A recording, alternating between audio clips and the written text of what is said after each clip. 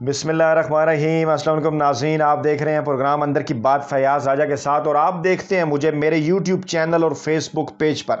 Chief election commissioner کا خفیہ راز کھل گیا۔ سکندر سلطان راجہ کی تقرری کس نے کروائی تھی؟ عمران خان نے یہ کڑوا گھونٹ کیوں پیا تھا؟ اس حوالے سے تمام تر تفصیلات اس آج کی اہم ترین ویڈیو میں آپ کے سامنے رکھیں گے۔ اور جیسا کہ گزشتہ ویڈیوز میں ہم آپ کو یہ بتا چکے ہیں کہ ایڈیشنل سیکرٹری الیکشن کمیشن کے ساتھ جو اعظم سواتی پاکستان تحریک انصاف کے جو رکن ہیں، ان کا جو معاملہ ہوا تھا کمیٹی کے اجلاس کے اندر، اس کے بعد یہ معاملہ آگے کی جانب جو ہے وہ بڑھ رہا ہے۔ الیکشن کمیشن آف پاکستان کی جانب سے جو ہے وہ وفاقی وزراء کو، فواد چودھری کو اور اعظم سواتی کو نوٹسز جاری کیے گئے تھے، جس پر فواد چودھری اور اعظم سواتی نے سخت رد عمل کا اظہار کیا تھا۔ اور آج ایک مرتبہ پھر جو ہے وہ اعظم سواتی اور بابر اعوان کی جانب سے پریس کانفرنس کی گئی، اور ہیڈ لائنز کچھ یوں ویب سائٹس کی زینت بنی۔ جو خبر سامنے آئی وہ کچھ یوں تھی کہ اعظم سواتی کے چیف الیکشن کمشنر پر نئے الزامات، ڈٹ کر مقابلے کا چیلنج۔ جی بالکل، تفصیلات اس کی کچھ یوں ہیں کہ اعظم سواتی نے ایک مرتبہ پھر چیف الیکشن کمشنر پر الزامات کی بارش کر دی، اور اسلام آباد میں پریس کانفرنس کے دوران اعظم سواتی نے چیف الیکشن کمشنر کو مخاطب کرتے ہوئے کہا کہ سکندر سلطان راجہ آئین اور قانون بالادست ہیں یا آپ کی ذات؟ آپ بڑے میاں کے ہاتھ کی گھڑی اور چھوٹے میاں کے ہاتھ کی چھڑی ہیں۔ انہوں نے کہا کہ چیف الیکشن کمشنر کی تعیناتی سے متعلق بہت سی باتیں صیغہ راز ہیں۔ الیکشن کمیشن مفلوج تھا، اس لیے کڑوا گھونٹ پی کر تقرر کیا۔ مریم نواز اور مولانا فضل الرحمان نے بھی الیکشن کمیشن کے خلاف باتیں کی۔ ان کو کتنے نوٹسز ملے؟ جو مجھے نوٹسز جاری کیے جا رہے ہیں۔ انہوں نے کہا کہ سیسا پلائی دیوار ہو کر مقابلہ کروں گا، روک سکتے ہو تو روک لو۔ اور اسی موقع پر بابر اعوان نے اپوزیشن کو پیشکش کی مذاکرات کی انتخابی اصلاحات پر۔ انہوں نے کہا کہ یہ کہنا درست نہیں کہ حکومت ای وی ایم سے انتخابی شفافیت کے علاوہ کوئی اور مقاصد حاصل کرنا چاہتی ہے۔ ان کا کہنا تھا کہ اپوزیشن اور ان کا نمائندہ الیکشن کمیشن بتائے کہ کیوں الیکٹرانک ووٹنگ سے خوف زدہ ہیں۔ آج اس حوالے سے الیکشن کمیشن آف پاکستان کا ایک اہم ترین اجلاس بھی ہو رہا ہے 2023 کے الیکشن کی تیاریوں کے حوالے سے، لیکن جو اعظم سواتی نے باتیں کی وہ بڑی امپورٹنٹ ہے۔ ان کا یہ کہنا ہے کہ کچھ چیزیں ابھی تک صیغہ راز میں ہیں کہ چیف الیکشن کمیشنر کی تقرری کیسے ہوئی تھی، اور پھر یہ بات بھی جو انہوں نے درست کی کہ کیا مولانا فضل الرحمان اور مریم نواز کو نوٹسز جاری کیے گئے۔ جی بالکل، جس طرح سے انہوں نے الیکشن کمیشن آف پاکستان کے اوپر سخت ترین اور گھٹیا ترین تنقید کی، اور اس کے بعد 2018 کے الیکشن کے بعد جس طرح پی ڈی این میں شامل تمام سیاسی جماعتوں جو اس وقت شامل تھی، نواز لیگ، پیپلز پارٹی، اے این پی اور دیگر سیاسی جماعتیں، ان کی جانب سے جو الیکشن کمیشن پر تنقید کی گئی، کیا اس کے جواب میں الیکشن کمیشن آف پاکستان نے نوٹسز جاری کیے تھے؟ نہیں، ہرگز نہیں۔ تو پھر اب اعظم سواتی اور فواد چودھری کو نوٹسز کیوں جاری کیے جا رہے ہیں؟ کون سا ایسا خفیہ راز ہے جو چیف الیکشن کمشنر کا اعظم سواتی کے پاس ہے؟ یا کچھ لوگوں کا یہ کہنا ہے کہ چیف الیکشن کمشنر کی کون سی ایسی ویڈیوز ہیں جو کہ مریم نواز کے پاس ہیں؟ معاملہ رک نہیں رہا۔ بیک گراؤنڈ ہم آپ کو سارا بتاتے ہیں جناب۔ 15 جنوری 2020 کو وزیر اعظم پاکستان عمران خان کی جانب سے 3 نام دیے گئے تھے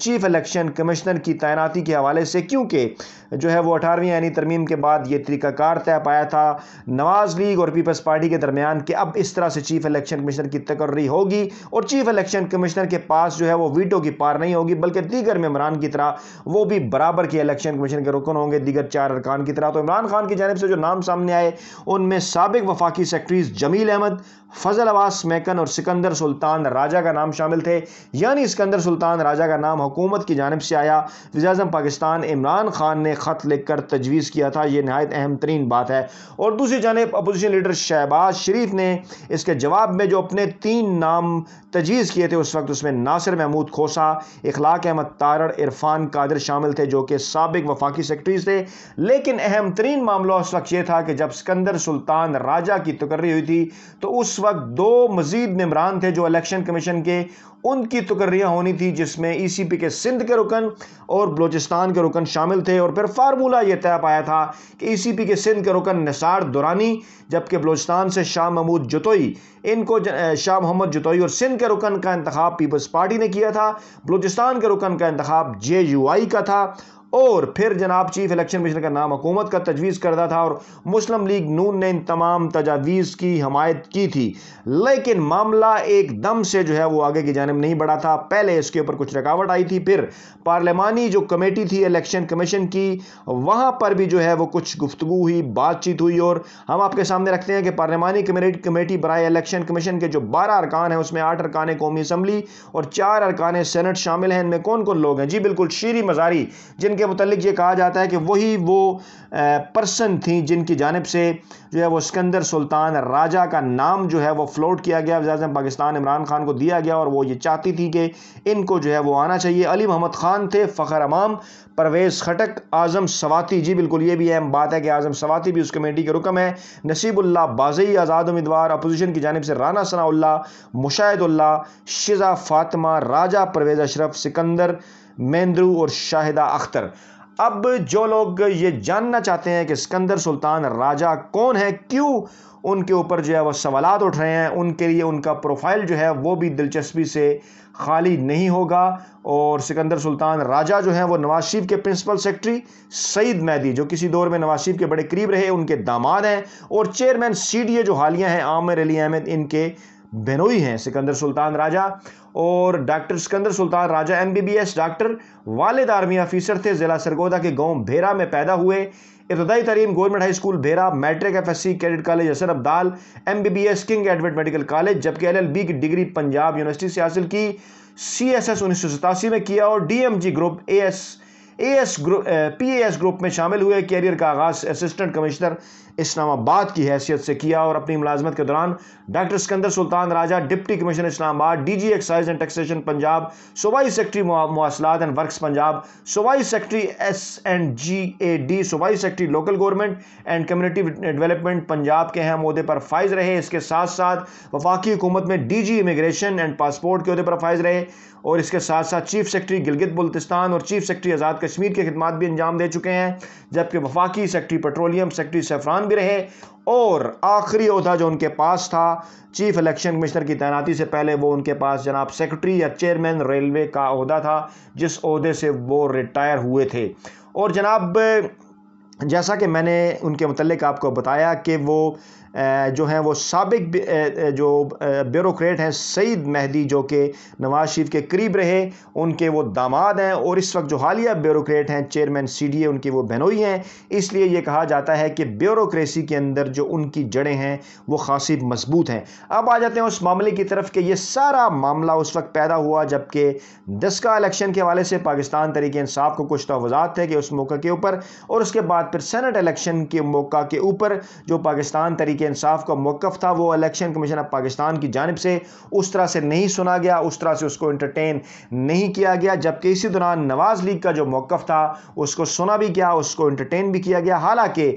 ماضی کے اندر بھی جب جو ہے وہ فارن فنڈنگ کیس جو ہے وہ سنا جا رہا تھا تو سکندر سلطان راجہ پر نواز لیگ، پیپلز پارٹی، JUI فے اور دیگر اپوزیشن جماعتوں کی جانب سے شدید ترین تنقید سامنے آئی، لیکن اس وقت کسی قسم کے کوئی نوٹسز جو ہے وہ اپوزیشن کی سیاسی جماعتوں کو بھی جاری نہیں کیے گئے۔ اور اب حال ہی میں جب اعظم سواتی اور فواد چودھری کی جانب سے ان کے اوپر تنقید کی گئی تو ان کے خلاف جو ہے وہ نوٹسز جاری کیے گئے، اور اب یہ سوالات جو ہیں وہ اسلام آباد شہر اقتدار کے اندر پیدا ہو رہے ہیں کہ عمران خان کی اس وقت کیا سیاسی مجبوریاں تھیں، کیونکہ نومبر 2019 میں دھرنا بھی چل رہا تھا، انہی دنوں جو ہے وہ نواز شریف بھی ملک سے باہر گئے، اور انہی دنوں یہ سارا پروسیجر نومبر کے اندر یہ شروع ہوا، اور اس کے بعد پھر سکندر سلطان راجہ کا نام سامنے آیا، کیونکہ